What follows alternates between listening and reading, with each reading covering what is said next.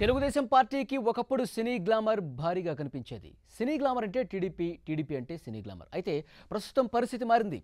ఒకరిద్దరు నటులు తప్ప ఇప్పుడు టీడీపీలో మచ్చుకైన సినీ తారలు కనిపించడం లేదు. ఇప్పుడు ఎవరెవరు ఏ పార్టీలో ఉన్నారో ఓసారి చూద్దాం.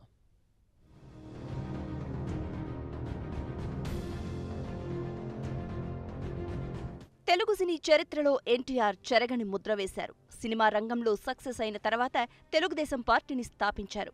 తెలుగువాడి ఆత్మ గౌరవం లక్ష్యంగా పార్టీని స్థాపించారు. దీంతో ఎన్టీఆర్తో కలిసి నటించిన పలువురు నటీనటులు తెలుగుదేశం పార్టీలో చేరిపోయారు. కొంతమంది ఎన్నికల్లో పోటీ చేసి ప్రజా ప్రతినిధులుగా విజయం సాధించారు. ఆ తర్వాత కాలంలో కొంతమంది చంద్రబాబు వెంట నడిచారు. అయితే ప్రస్తుతం పరిస్థితులు మారిపోయాయి. టీడీపీలో సినీ గ్లామర్ కనిపించటం లేదు.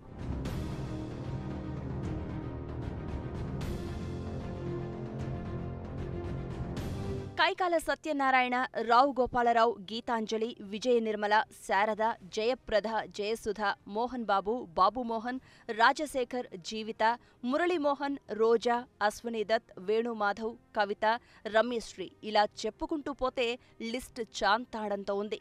వివిధ సందర్భాల్లో వీరంతా పార్టీ కోసం పనిచేసిన వారే. వయసురీత్యా కొంతమంది రాజకీయాలకు దూరంగా ఉంటే మారుతున్న పరిస్థితుల దృష్ట్యా మరికొందరు సైలెంట్ అయ్యారు. కైకాల సత్యనారాయణ, మోహన్ బాబు, బాబుమోహన్, శారద, జయప్రదలు వివిధ పదవులను అలంకరించారు. కొందరు పార్లమెంటు సభ్యులుగా, ఎమ్మెల్యేలుగా సేవలందించారు.